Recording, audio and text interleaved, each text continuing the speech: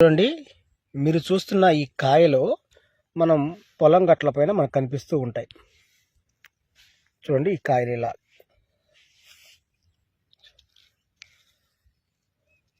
ఇవి చూడండి, ఈ కాయలు ఇలా ఉంటాయి. ఇదిగోండి. మరి చాలామంది ఈ కాయలు చూడటానికి చాలా చక్కగా బాగున్నాయి కదా, మరి వీటి పేరు ఏంటి, మనకి ఇవి ఎలా మేలు చేస్తాయి అనే ఒక ఆలోచన చాలామందిలో ఉంటుంది. మరి ఈ కాయలు ఏంటి, వాటి పేర్లు ఏంటి, ఇవి మనకి ఎలా మేలు చేస్తాయి అనేదంతా కూడా ఈ యొక్క వీడియోలో మీకైతే నేను చెప్పబోతున్నాను. బాగా గమనించండి. కాయలు ఇలా ఉంటాయి, చాలా బాగుంటాయి. మరి వీటి పేరు వీర బుడమ అంటారు వీటిని. ఇవి మనకి పొలం గట్ల పైన ఎక్కడ పడితే అక్కడ కనిపిస్తూనే ఉంటాయి. రైతులు వీటిని కలుపు మొగ్గ భావించి పీకేస్తూ ఉంటారు. చూడండి, సేమ్ ఇలాగే మరొక పద్ధతి అంటే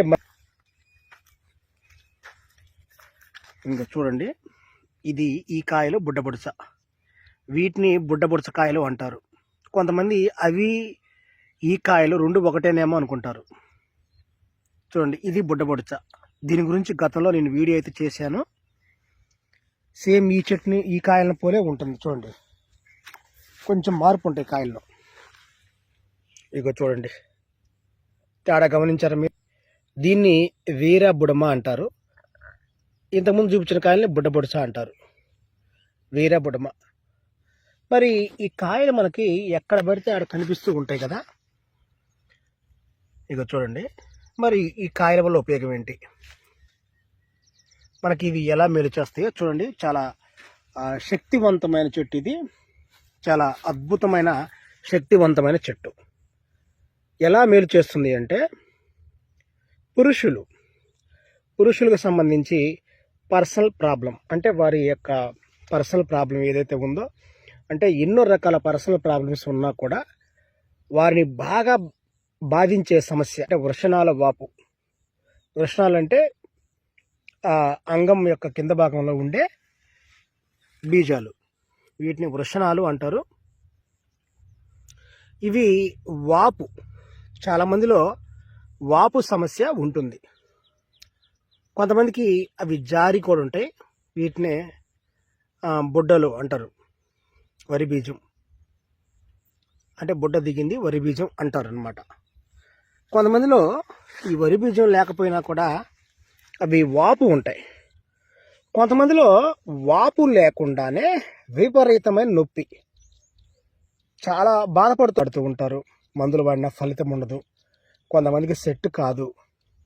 మరి ఈ సమస్యలతో బాధపడుతున్న పురుషులకి ఇది మంచి వీడియో. దయచేసి ఈ వీడియోని షేర్ చేయండి. చాలామంది ఈ సమస్యని చెప్పుకోలేక లోపల పెట్టుకొని బాధపడుతూ ఉంటారు. మానసికంగా ఎవరికి చెప్పుకోలేక ఎన్ని డాక్టర్ల దగ్గర పోయినా కూడా తగ్గక బాధపడుతూ ఉంటారు. ఈ వీడియో చూస్తున్న ఎవరైనా కానివ్వండి, స్త్రీ పురుషులు, మానవత్వం మంచి ఇది ఒక పరిహారం అన్నమాట. మంచి చిట్కా, మంచి వైద్యం. మరి ఎలాగో చూడండి, ఆ సమస్యతో బాధపడుతున్న వాళ్ళు ఈ యొక్క వీర బుడమ, దీని యొక్క ఆకులు ఉంటాయి చూడండి. ఈ కాయలు కదా, దీనికి ఆకులు ఉంటాయి. ఇదిగోండి, ఆకులు ఇట్లా ఉంటాయి. ఆకులు ఒక గుప్పెడు ఆకులు తీసుకోవాలి. గుప్పెడు ఆకులు తీసుకొని ఒక బాండీలో వేసుకొని, దీనిలో ఆముదం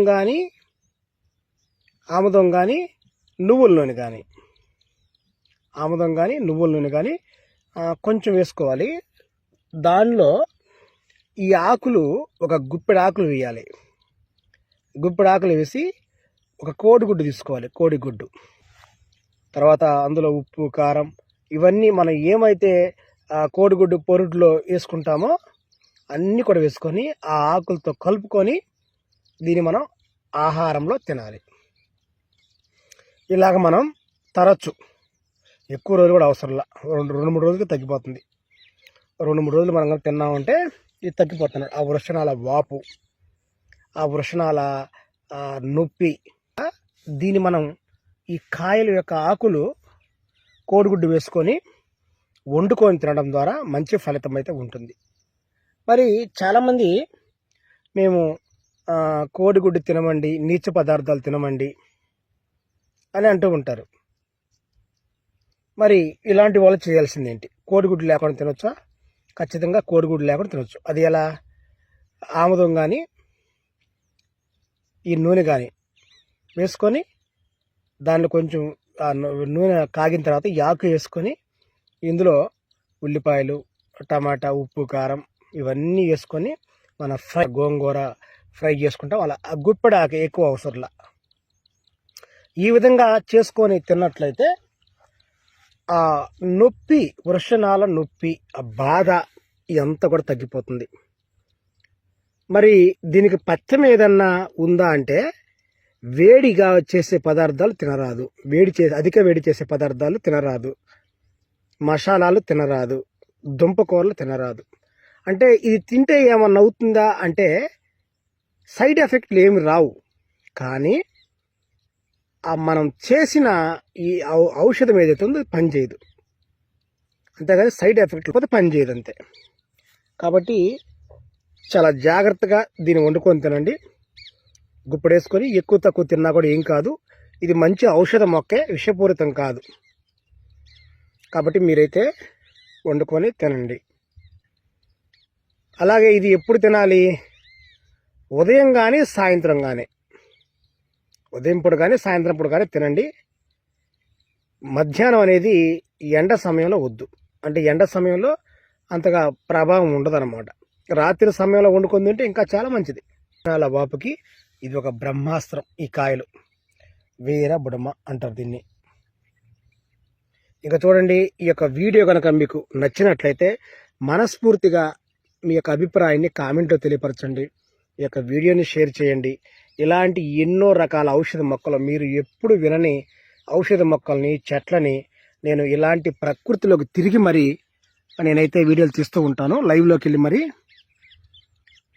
ఈ యొక్క వీడియోని షేర్ చేయండి అందరికీ.